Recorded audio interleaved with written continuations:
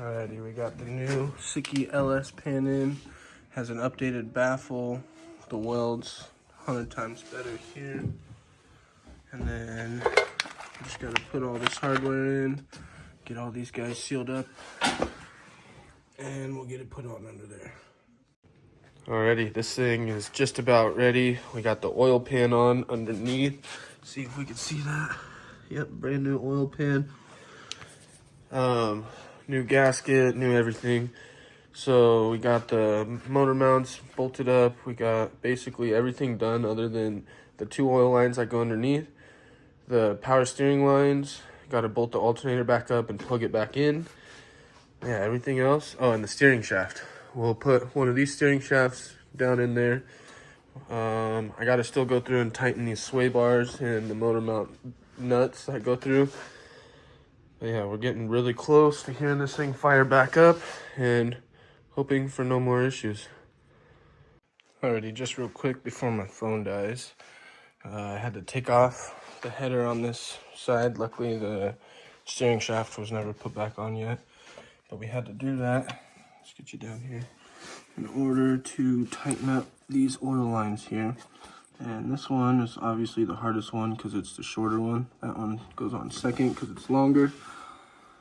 The second one was the one that was in question, but I really just want to throw this shit together. I don't want to remake new oil lines, reroute it, all that shit. So worst case, if we do have to do that, we'll unhook it here, unhook it there, swap it out. But yeah, so I'm going to go ahead and reuse that one. After going through all the videos and fixing everything, I don't believe that line was actually leaking. I believe it was just running down it, especially considering that corner was where it was separated the most. However, I did want to show you guys. Oh man, where is it? The oil pan failure was 110% my fault. The oil pan gasket has like this little piece of metal that covers where like the oil pickup is. And basically, where is it? So this piece right here, all the gasket broke and this was stuck to the block. Then I put another gasket on it, which made it to where there's a huge gap. And then when I tightened that corner, that's what made it warp up and separate and break cracks in the weld. So always check to make sure all the gasket material's off, because that definitely screwed me in the long run. I'm glad we fixed it.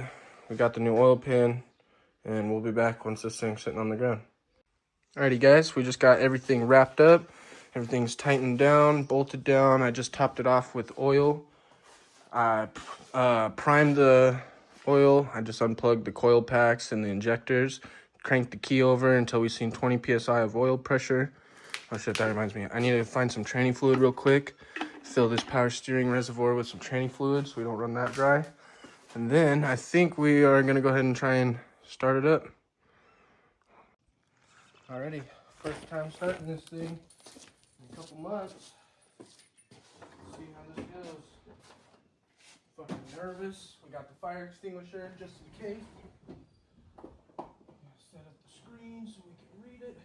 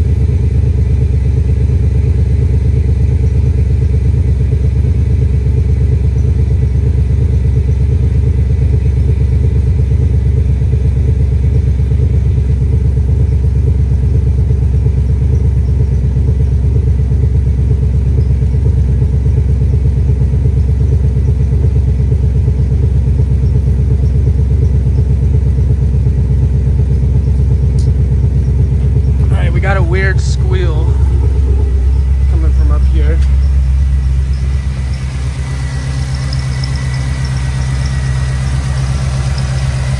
Not sure where it's coming from.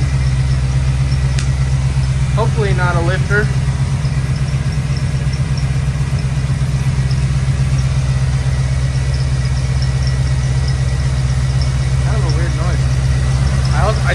chip in the power steering. Maybe it's that or something rubbing. I don't know. But it is running. Let's see what we're looking like over here. Oil pressure 31 psi, fuel pressure 59. AFRs are good.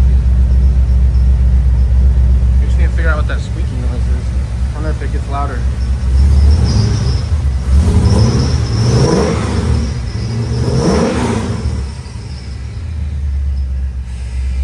I don't think it's a lifter, but I do think it might be a pulley or something weird. Something down there. Yeah, it's fucking running kind of good actually. Check for oil leaks. Don't mind the mess. Not even a drop. All the smoke almost burnt off the exhaust. Oil or engine's starting to warm up.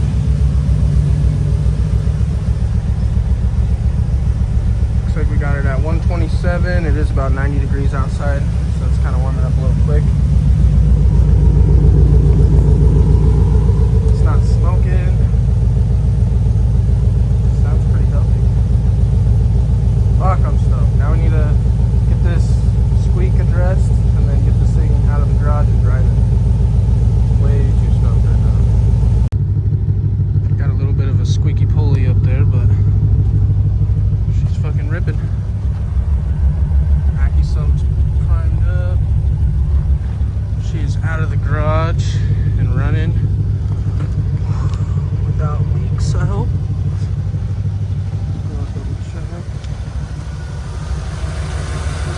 Nothing's leaking.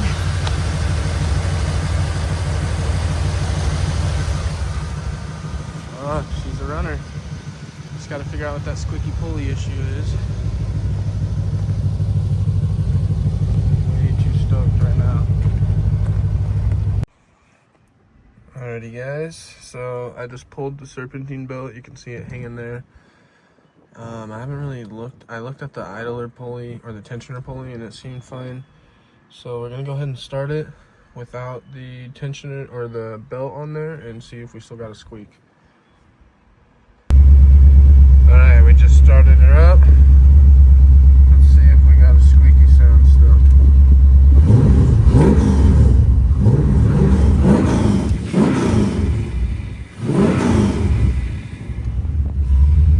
Nothing. Well, out in the car. It's a little windy, so just in case. Well, that's good. That just means it's either the belt or one of the pulleys or something like that. So we're gonna kill it.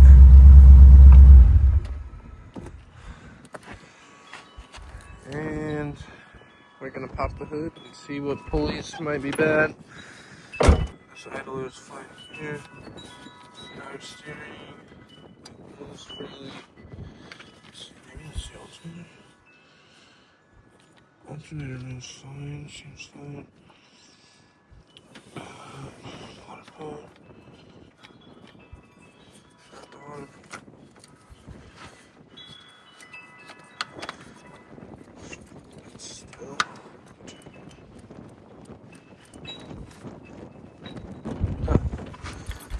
Definitely super windy, but I think I have another belt in the shop. We're gonna pop another belt on there and see if that fixes it. Alrighty guys, I couldn't find the right size belt. I had a couple, but they're all a lot longer than this one. So I did reinstall it, and you know, every once in a while, if you like don't tighten the tensioner all the way, sometimes that could cause it to squeak too. So we're gonna go ahead and fire it up and see if we still have a squeak. I definitely installed it a lot tighter than before, I feel like, just because I couldn't get a little ratchet on it before. And let me see, I'm just gonna have to set you guys down for a second and get the car started because I have to hold the ignition in place. Well, it's still squeaking.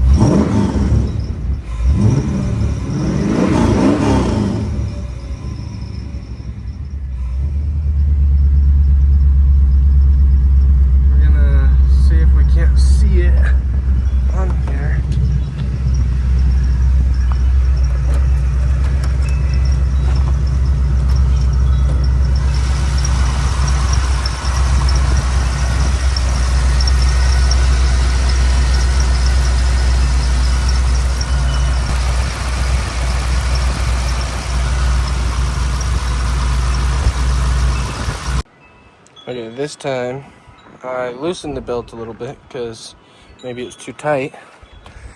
And we're gonna try again. See what happens. Alright. You know the process, set you down for a second. Shit, boys. I don't know, that might have done it. That definitely did it. It's just too tight both times. That's funny.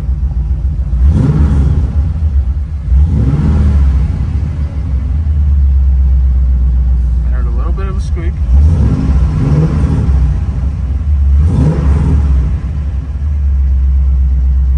It's definitely a lot better than it was, though.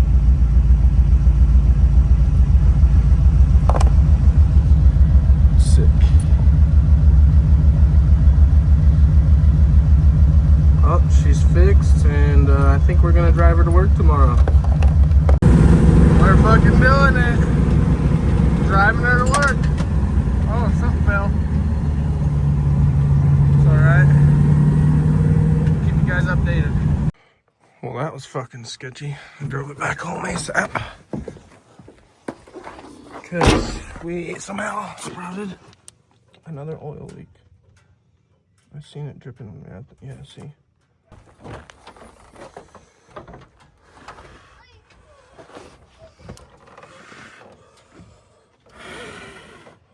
What is it leaking from? What is it that's leaking?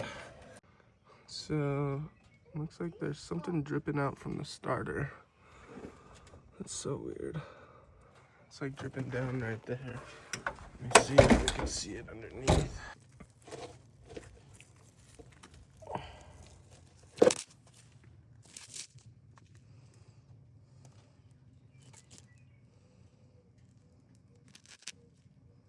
I just don't know where it'd be leaking from. Alrighty, well, I think that's gonna be it for this one. I had to get to work. I wasn't really able to check it out much, but I do have a theory. It might possibly be the oil dipstick O-ring. I just shoved the old one down in there and called it good. So maybe that popped out and it's spraying oil down there. Either that or we have a rear main issue and I'd have to pull the motor again, which I'm hoping that's not the case.